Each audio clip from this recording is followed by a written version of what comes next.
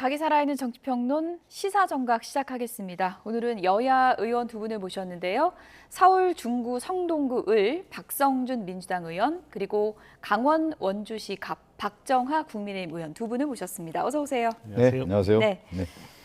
유시민 작가가 이번에는 필연적 실패라는 키워드를 들고 나왔습니다. 관련 영상부터 보시죠. 이재명 대통령이 되는 과정에서 열렬히 지켜주고 응원했던 사람들이 원했던 것은 증축이었어요. 증축이요. 근데 대통령은 재건축을 하려고 했던 것 같아요. 대통령은 나름대로 모든 것을 본인의 수준에서는 검토해서 어떤 길을 선택했어요. 그 선택이 실패로 끝날 거라고 봐요. 국회의장을 명픽을 넣은 거예요. 서울시장도 명픽을 넣으려다 실패했어요. 당대표도 명픽을 넣은 거예요. 지금 대통령이 직접 나서서 정청래는 나오지 마라고 말을 안 했을 따름이지, 민주당이 권력을 가진 대통령의 지배를 받아들이는 순간 그 당은 해체가 시작되는 거예요. 그 당은 해체가 시작되는 거예요. 민주당 내에선 유 작가를 향한 강도 높은 비판이 쏟아졌습니다. 충정은 이해하겠으나 저주와 악담식으로 표현한 것은 좀 맞지 않는 게 아닌가. 장철민 의원은 어떻게 저주의 언어를 토해낼 수 있느냐며 경고했습니다. 너무너무 불안하고요. 필연적인 실패의 길로 가고 있다. 여당 대표를 사실상 명픽으로 해서 성공시켰다고 가정을 해봐요. 대통령은 이걸 모르나? 또는 대통령의 참모들은 이걸 모르나? 이런 것이 안타까운 거죠.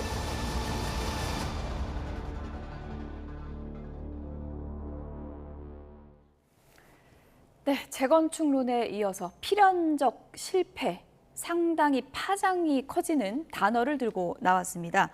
박성준 의원님, 민주당 의원분들도 이제 유시민 작가 발언을 봤을 텐데 내부에서 어떤 반응들이 나오고 있습니까? 저는 상당히 지금 전체적인 우리 민주당 지지그룹과 또 전당대회를 앞둔 이 시점에서의 유시민 작가의 발언, 이런 것들이 예. 혼돈과 혼란 속으로 더 빠뜨릴 가능성이 크다. 그래서 매우 위기의 시그널이다, 이렇게 위기의 시그널이다. 보고 있어요. 그러니까 뭐 유시민 작가의 언어가 원래 이제 독설도 있고 또 독단적인 면도 있고, 또 저렇게 보면은 대통령이 직접 저격의 언어를 쓴 거잖아요. 근데 그 유시민 작가가 개인의 어떤 생각도 있지만 또 유시민 작가의 지지 그룹들이 상당해요. 그 핵심 지지층들이 있기 때문에 우리 민주당의 단일대로 우리가 민주당이 가야 할 길에 있어서의 큰 집을 짓고 가야 되는 건데, 저 유 작가의 저 발언이 이제 지지층의 분화 아니면 더 분열 양상으로 갈 가능성이 크기 때문에 저는 매우 걱정 어린 게 지금 보고 있습니다. 그러니까 저 발언 자체가 어느 정도 사람들이 동의하냐 이걸 떠나서 민주진영에 상당한 파장이 일으킬 거고 좀 혼란을 부추길 수밖에 없다, 이렇게 좀 그렇죠. 보시는 왜 그러면 이제 핵심적인 유 작가의 발언이라는 게 저거는 이제 도를 좀 넘었는데 예. 이제 뭐 실패까지 얘기하고 필연적 실패라는 얘기를 했지만, 그러면 유 작가는 왜 저런 발언을 했을까에 대한 것을 근본적으로 좀 바라볼 필요도 있어요. 충정입니까? 뭐 그걸 제가 뭐 충정이라고 얘기하는 건 안 맞는 것 같고, 예. 왜 그러냐면 일단 지금 이제 대통령께서 열심히 일을 하고 있고, 또 전당대회를 앞둔 시점에서 당정청 원팀을 이뤄야 된다라고 하는 목소리가 하나된 목소리가 지금 나오고 있단 말이에요. 그래서 이재명 정부의 성공을 위해서 얘기를 하고 있는데, 이 시점에 유시민 작가가 정말 극단의 언어잖아요. 저희가 저런 언어가 나올까? 그러니까 뭐냐면 어떤 일이 있을 때 흥분과 차분이 있어야 되고 열정과 냉정이 있어야 되는 건데, 정치적 자산을 갖고 있는 분들 같은 경우는 흥분보다는 차분하게 얘기를 해야 되는 거고, 열정보다는 냉정히 얘기를 해야만 일이 풀어가는 거거든요. 지금 유시민 작가는 지금 우리 당에 대한 이제 격정을 쏟아낸 거 아니겠습니까? 그 격정의 근본적 원인이 어딨냐로 우리가 또 바라봐야 되는 거거든요. 예. 그것은 그 불안이라는 표현을 썼잖아요. 근데 예. 검찰 개혁에 대한 불안의 발로로 저렇게 표현을 했기 때문에 지금 이 시점에 전당대회 앞두고 있고 형사소송법 개정 과정에서의 당내 분열 양상이 분명히 있는 가운데에서 유시민 작가의 저 발언은 검찰 개혁이 제대로 이루어지지 않을 거라고 하는 부분에 대해서 격정을 쏟아낸 거고, 또 한편으로는 경고의 메시지도 있지 않습니까? 근데 그 경고의 메시지가 단순하게 유시민 작가의 개인적 생각에 머무르는 게 아니라 예. 우리 당 안에 있는 핵심 지지층들이 분명히 있단 말이에요. 그리고 검찰 개혁을 염원하고 이재명 정부가 이렇게 이 윤석열 검찰 독재 정권과 싸워서 새로운 정권을 만들고 새로운 시대에 열고 비정상을 정상화하는 데 있어서의 염원들이 있단 말이에요. 그 염원의 핵심적인 주제와 테마와 과제가 뭐냐 하면은 검찰 개혁인데 지금 8.17 전당대를 앞둔 시점에서의 당내 논의 구조를 볼 때 검찰 개혁에 대한 특히 이제 보안 수사권 이 문제를 가지고 당내 여러 목소리가 나오니까 예. 유 작가는 그러한 불안을 그렇게 표현한 거 아닌가. 그러니까 너무 센 언어를 썼는데 예. 그 불안의 발로를 저격의 언어로 썼다라고 하는 부분에 대해서는 저는 동의할 수가 없고 좀 안타까운 생각이 드는데 더 이제 제가 말씀드린 것처럼 이 걱정이 당내의 큰 파장뿐만 아니라 혼돈, 혼란 속으로 좀 들어가는 그런 국면에 유시민 작가의 발언이 기름을 부었다. 예. 이렇게 볼 수가 있는 것이죠. 안 그래도 이제 전당대회 국면에서 지금 계파별로 상당히 좀 분열 양상을 보이고 있는데 기름을 부었다 이렇게 얘기를 해주셨고요. 뭐 보통은 극단의 언어를 쓸 때는 극단적으로 화가 날 때 쓰는 거잖아요. 그렇죠. 어떤 부분 때문에 제일 화가 났다고 보세요? 저는 영상으로 유시민 작가의 발언을 지금 여기서 예. 처음 봤는데 그 상상했던 것보다 뭐라고 해야 되나 날이 엄청 서 있다고 해야 되나 그런 느낌을 받았어요. 그래서 썰렁하다라는 생각까지 들었는데 예. 글쎄 안타까운 건 뭐냐면은 이게 노선이나 정책 간의 싸움보다는 어떤 면에서는 지분 싸움, 주도권 싸움 이런 걸로 느껴집니다. 그러니까 유시민 작가가 우리 봤습니다만 앞서 ABC론 그다음에 중축 재건축 얘기하고 오늘 이번에 와갖고 이제 실패의 길이라고까지 했잖아요. 예. 이런 거 보면은 이 진보 진영 내에 어떤 일이 있는지는 자세히 모르겠습니다만 그 안에서 헤게모니 싸움이고 지분 싸움 하면서 지금 그 집권 2년 차에 대통령한테 직접 대고 얘기를 하는 거라서 그 전에 제가 이제 2007년도 대통령 선거를 하고 2008년부터 이제 이명박 당시 대통령을 좀 모시고 청와대에서 일했는데 저희 때는 초기에 이상득 부의장과 자꾸 하신 정두원 의원 간에 이런 헤게모니 싸움이 예. 비슷한 게 있었어요. 그때 제가 말씀도 전하고 아쉽게 느껴졌던 건 뭐냐면 정권이 만들어졌는데 그때 당시는 파이가 요만큼밖에 안 되거든요. 예. 여기서 아무리 많은 부분을 먹으려 해도 작은 부분밖에 안 돼요. 근데 이 파이가 10배 이상 커진다면 거기서 조금만 먹어도 굉장히 큰 부분이잖아요. 그러니까 민주당 계열의 진영 내에서도 정권을 잡았으면 정권이 잘 되게 하고 이재명 대통령이 이제 2년 차밖에 안 됐으니까 그리고 지금 현재 힘도 굉장히 센 거잖아요.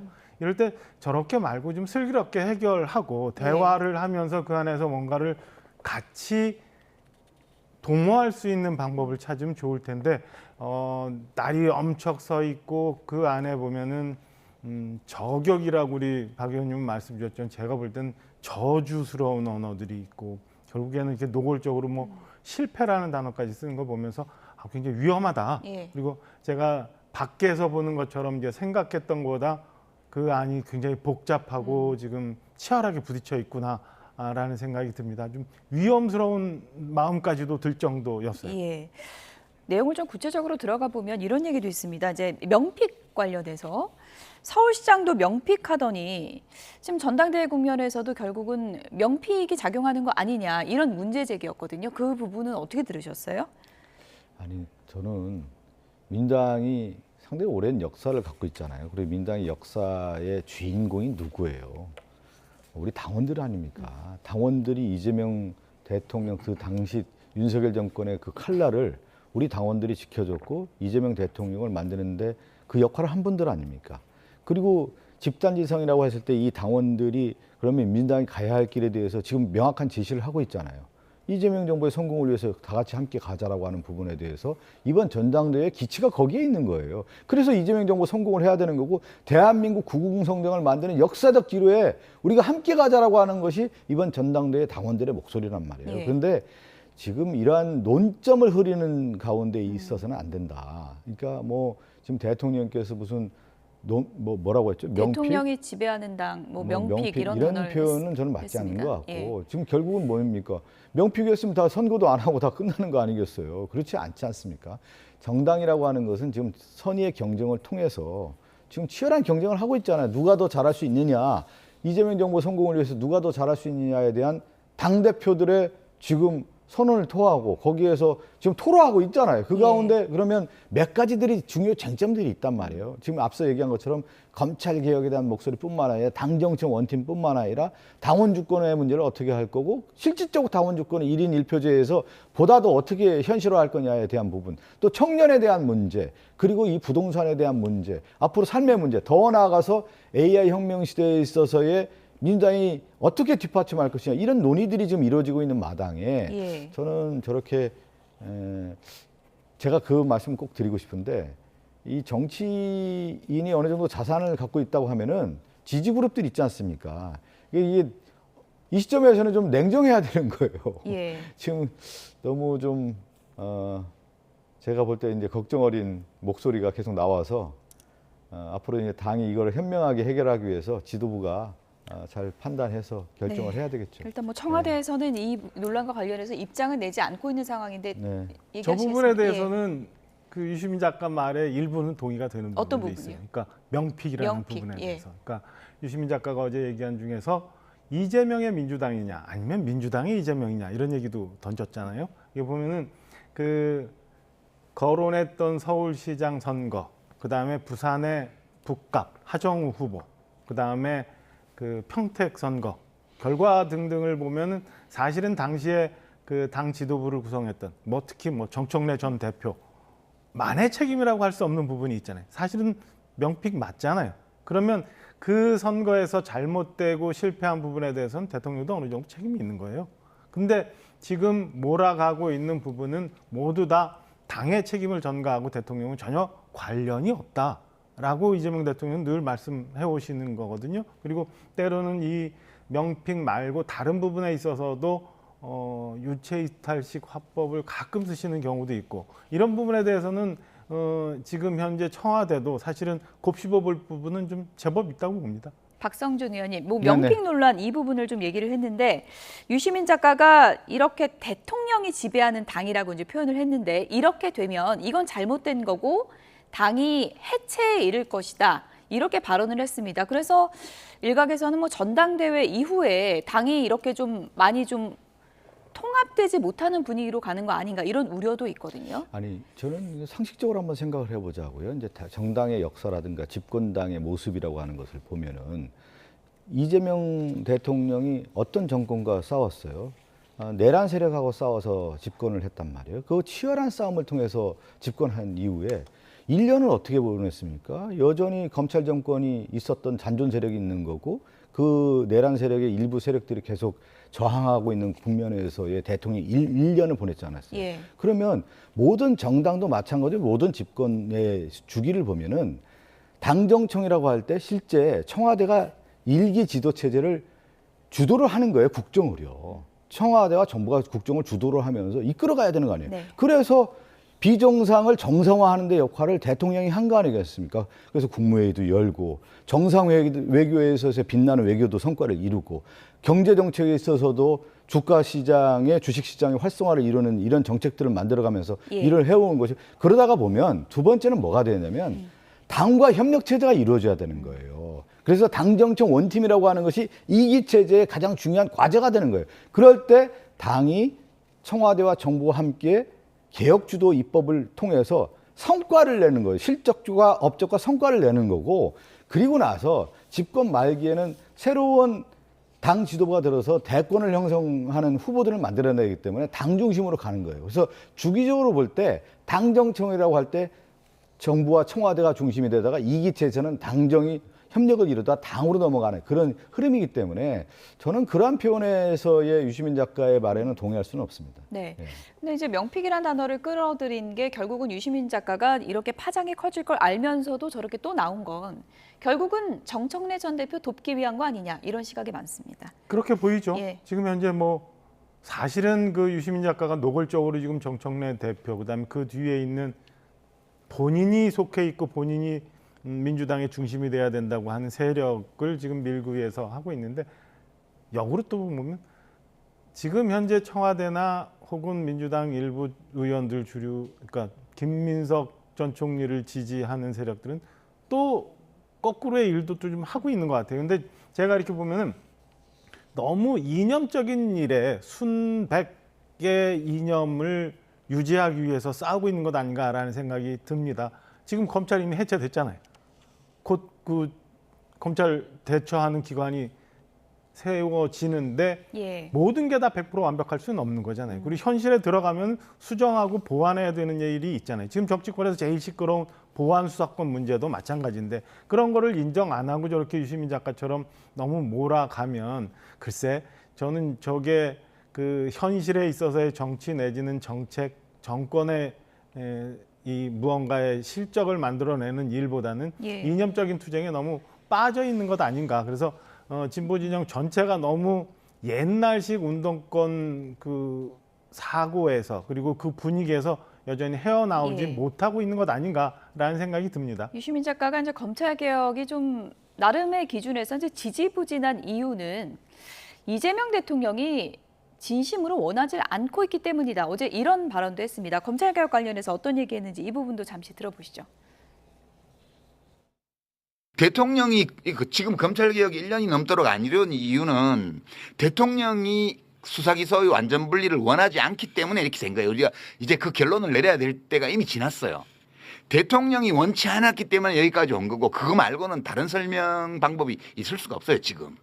그렇기 때문에 대통령이 이걸 원치 않다고 확신하는 사람들이 이 미디어 공론장에서도 이제 지금 보안수사권이라는 이름으로 검찰의 수사권을 남기는 걸 계속 본격적으로 옹호하고 있고 지금 그 사실을 우리가 직시하고 현실로 받아들여야 된다고 저는 생각을 하는 거죠. 네, 보안수사권 문제로 지금 당내가 상당히 좀 혼란스러운 이런 상황에서 유시민 작가 발언이 나온 건데 저 발언은 어떻게 들으셨습니까? 지금 이제 보안수사권 폐지와 관련해서 저는 이제 같은 일관된 생각을 갖고 있는데 저도요. 예. 어떤 거냐면 수사기소 분리라고 하는 대원칙에 있는 거고 검찰이 직접 수사권을 주지 않아야 된다라고 하는 네. 대원칙에 대해서는 저는 우리 당의 전체적인 뭐 의견이라고 생각합니다. 그리고 지금 김민석 당대표 후보, 송영길 당대표 후보, 정청래 당대표 후보도 보안선 수사권 폐지에 대해서는 같은 의견을 내놓고 있지 예. 않습니까?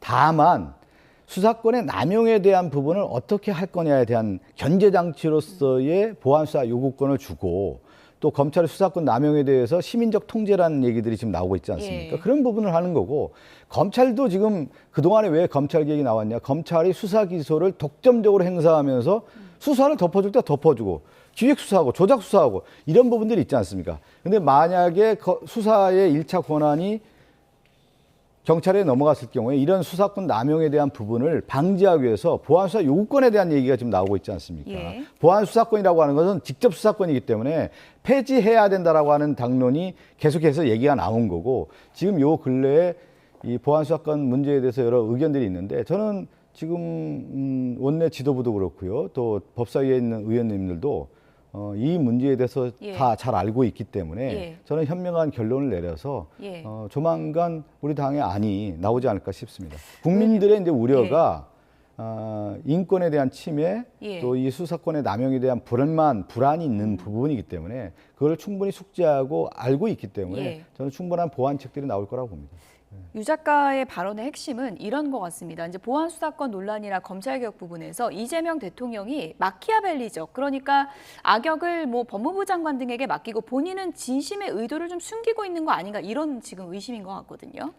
이제 이런 거잖아요. 우리가 정치를 할 때 야당일 때와 여당일 때 그 입장이 좀 달라질 수 있다고 봐요. 예. 야당일 때는 주의 주장이 앞서고 선언적 정치적 언어를 쓸 때가 있는데 여당일 경우에는 뭡니까? 집권당이면 책임을 가져야 되는 거 아니겠어요? 그러면 책임은 결국은 국민의 인권과 생명에 대한 보호로 가야 되는 거 아니겠습니까? 그랬을 경우에 이 수사권에 대한 부분을 좀 더 면밀히 봤을 때 수사 기소라고 하는 분리를 대원칙, 직접 수사권에 대한 것은 검찰에서 주지 않는다라고 예. 하는 민주당의 대원칙 하에서 여기에서 혹시 모를 인권에 대한 침해 요소에 대한 부분을 고려를 해야 되는 거기 네. 때문에 대통령께서도 그런 책임을 말씀하셨기 때문에 아마 이 당내에서도 충분한 보완책을 지금 마련하고 있지 않습니까? 지금 박성준 의원님 말씀 주신 것처럼 저는 민주당 내에서도 변화의 기류가 있는 것 같고 조만간 지금 민주당이 얘기하고 있는 보안수사권 완전 폐지에 대한 법안을 대체할 만한 법안을 낼 거라고 저는 예상을 합니다. 그러니까 이 여론의 부담을 다 고스란히 넘고 가기는 힘든 상황이라는 걸 인지를 하고 있는데 오늘 정점식 원내대표도 이재명 대통령이 확실한 입장을 내야 한다 이런 요구를 걸 했었죠. 요구했던데요. 아마 저는 예. 변화가 있을 거라고 보고 그 변화를 유시민 작가나 정청래 전 대표는 저항을 하면서 지금 전당대회 강성 지지층의 지지를 유도하려고 하는 싸움이 계속되고 있는 걸로 보여져요. 그러니까 검찰의 문제나 검찰 개혁을 하자는 근본적인 거에 대해서는 동의가 되지만 지금 광주에서 있었던 불행한 사건을 보면서 우리 경찰 수사에만 모든 걸 맡겨서는 안 되고 꼭 경찰이 아니더라도 권력이라는 거는 어디선가 견제를 해야 되는 예. 장치가 있어야 되는 거지 그렇지 않으면 나중에 잘못되는 거거든요. 그거에 대한 얘기를 많이 하고 있는데 지금 너무 이념 성향에 빠져서 그다음에 강성 지지층만 소구하려고 보안 수사권 얘기를 저렇게 가고 있는 거는 예. 전체 전당대회 상황 그리고 민주당 그다음에 지금 현재 이재명 정권에도 도움이 안 될 거라 이렇게 생각을 합니다. 네, 어쨌든 뭐 유시민 작가 발언이 전당대회 국면에 어떤 변수가 될지 좀 지켜봐야 될 것 같고요. 오늘 박정화 의원 나오셨으니까 국민의힘 얘기도 좀 네. 질문을 드려봐야 될 것 같습니다. 장동혁 대표가 최근에 장외투쟁을 이제 계속 이어가고 있고 어제는 이제 광주로 갔는데 조배숙 의원 뭐 한 명 따라갔다고 하더라고요.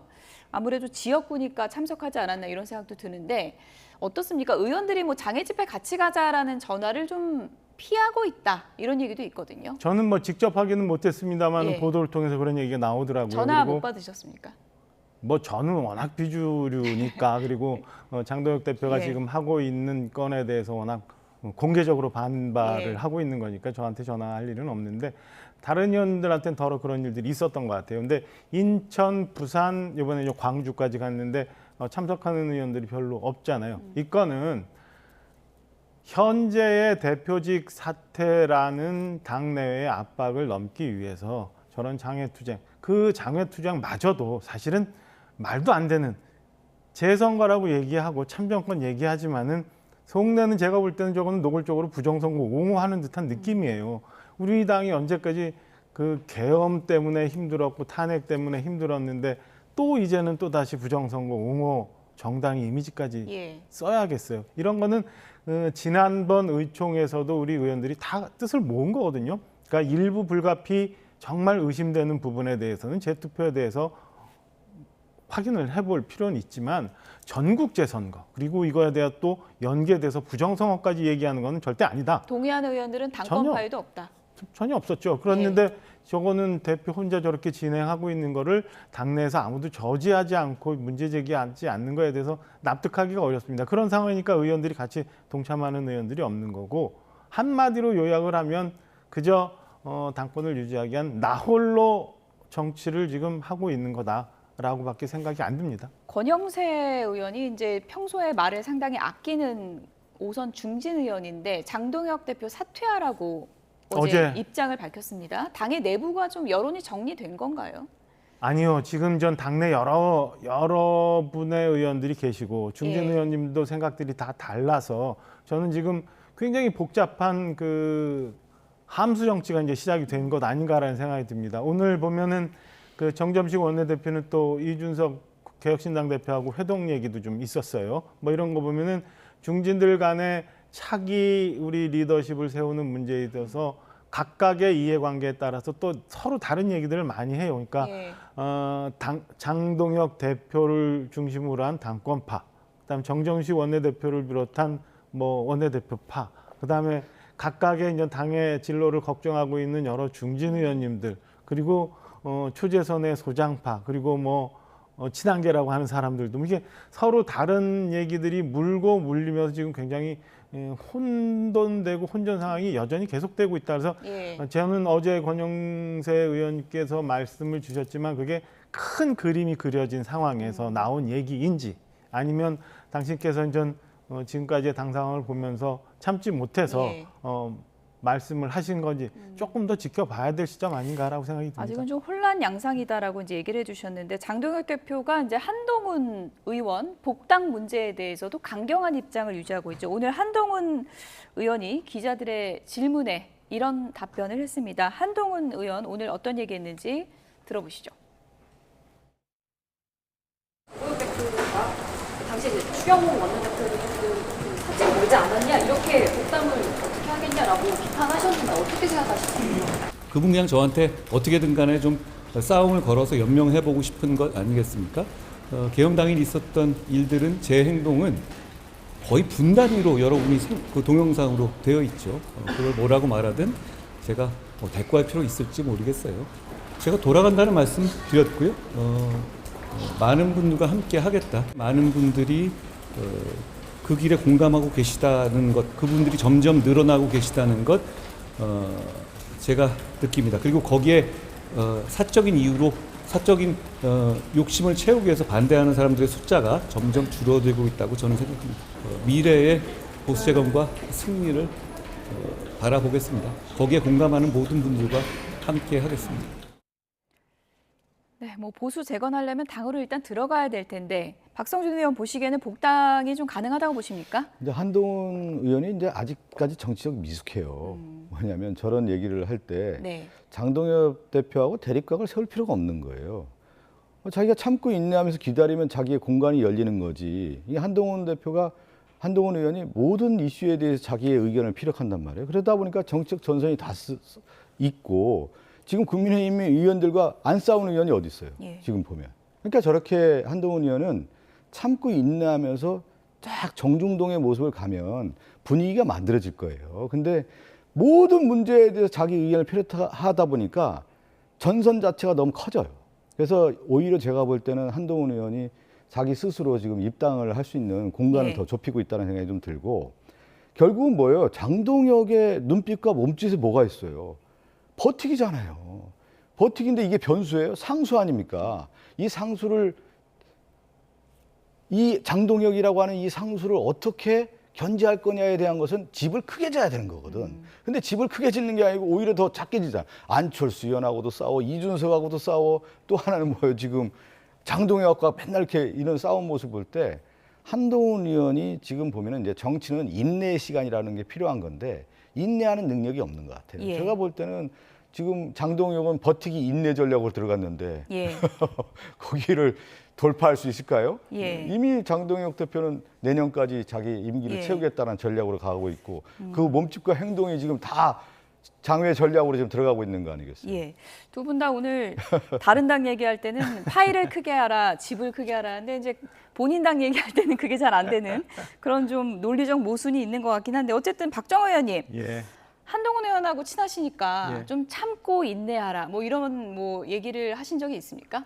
그런 얘기 많이 하죠. 예. 많이 하는데 박성준 의원님 말씀 주신 것도 일리 있는 부분이 있다고 봐요. 예. 그러나 인내할 부분이 있는 거고 그렇지 않은 부분이 있다고 봅니다. 예. 지금 그 계엄 당일날 저녁에 있었던 거는 온 국민이 생중계를 다 봤어요. 다 봤고 지금 저희 당 일부는 특히나 지금 장동혁 대표가 그 당시에 얘기를 갖고 했던 건에 대해서는 어떤 이제 집단 망각 같은 걸 원하면서 했던 얘기 아닌가라는 생각이 듭니다. 그러니까 저도 현장에 있었던 거고 옆에서 그 모습을 다 봤던 거거든요. 그러니까 한동훈 당시 대표가 계엄을 해제하기 위해서 처음에 국회에서 모이자, 그 다음에 당사에서 모이자 했던 거는 최고위를 그렇게 이제 열어라라고 예. 해서 시작이 된 거고 저도 최고위를 빨리 열어야 된다고 전화해서 하면서 국회로 이동하다가 국회가 막혔다고 해서 이제 당사로 갔던 거거든요. 그 다음에 다시 이제 국회로 복귀를 했는데 그거는 온 국민이 다 봤던 거예요. 그거를 애써 묶어서